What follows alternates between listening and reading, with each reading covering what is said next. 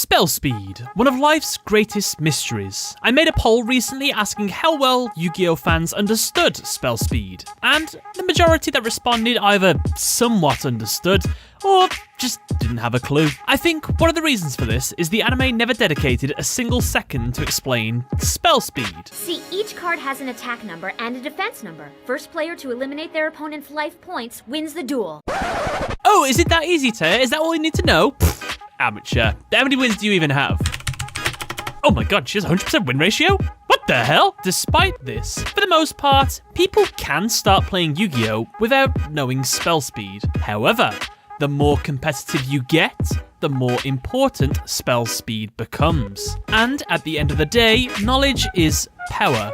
So, how about we run through everything there is to know about...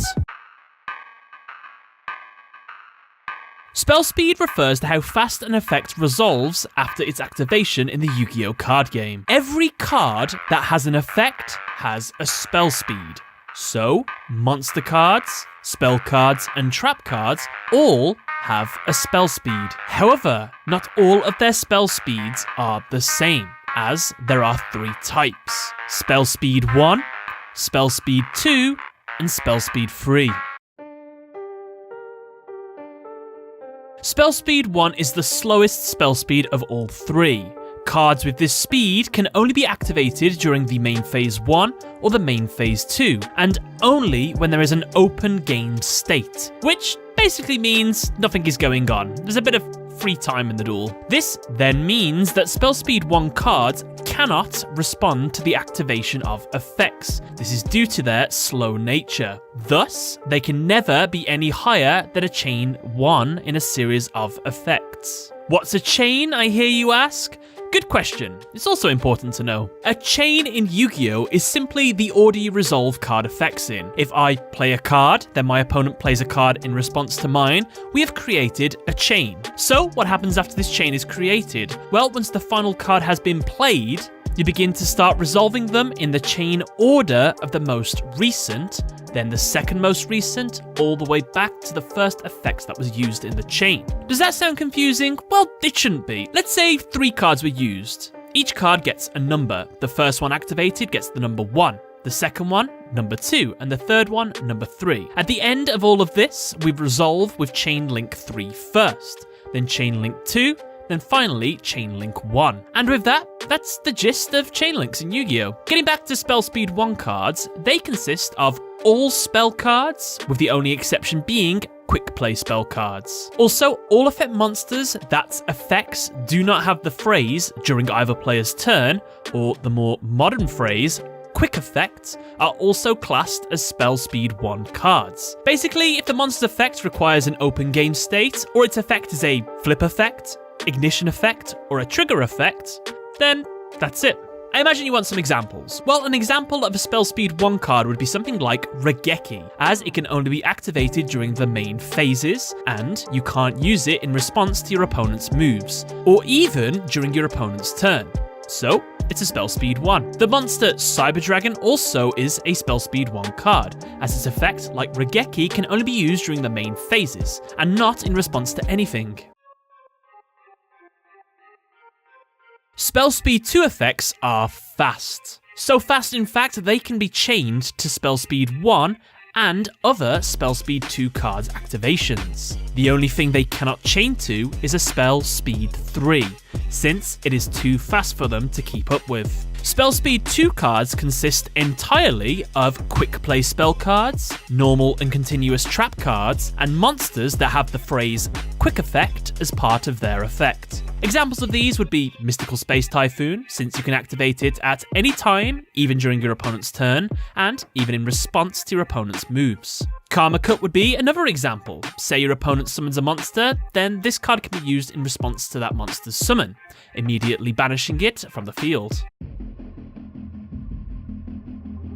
These are the fastest spell speeds in the game, and as such, they cannot be chained to by any spell speed beneath it. The only thing that can be chained to it is another spell speed 3 card. This speed is exclusive to only one type of card, counter trap cards. Ironically, being the fastest actually makes them the easiest to explain, as a spell speed 3 is essentially the equivalent of a full stop in a sentence, with the sentence in this case representing the chain. As soon as a spell speed 3 is thrown down, regardless of what was said before it, nothing further can be added on, except another full stop, I guess. Examples of this would be Solemn Judgment. When an effect is activated, Solemn can respond, negate the effect completely, and then that's it. Or even better, Solemn Warning. Your opponent summons a monster, you activate Solemn Warning.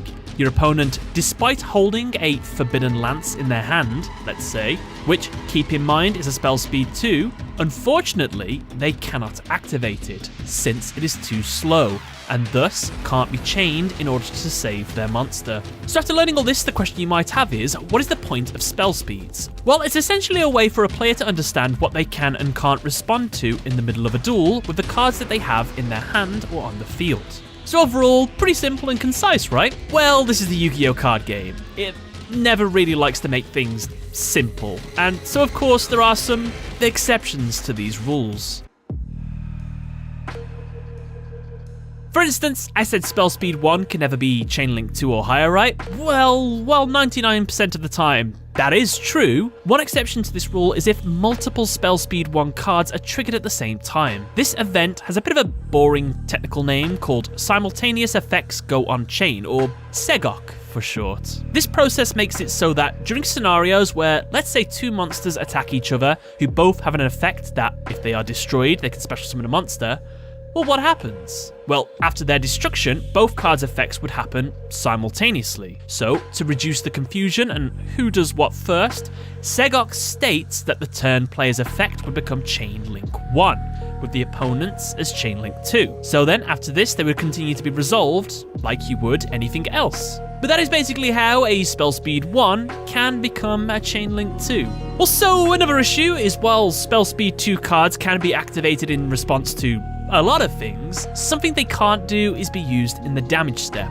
In fact, a lot of cards and effects can't be used in the damage step. It's just a really awkward moment in a duel. However, that's not 100% true either, as you can actually use a couple spell speed 2 cards, only if they specifically state that they alter the attack and defense of a monster. Yeah, so a limiter removal can be used at the very last second during the damage step. Then if my opponent sees me using my limiter removal and wants to destroy my monster with their spell speed 2 card, like Offerings of the Doomed for example, well, it's too late, they can't. You can't activate that in the damage step.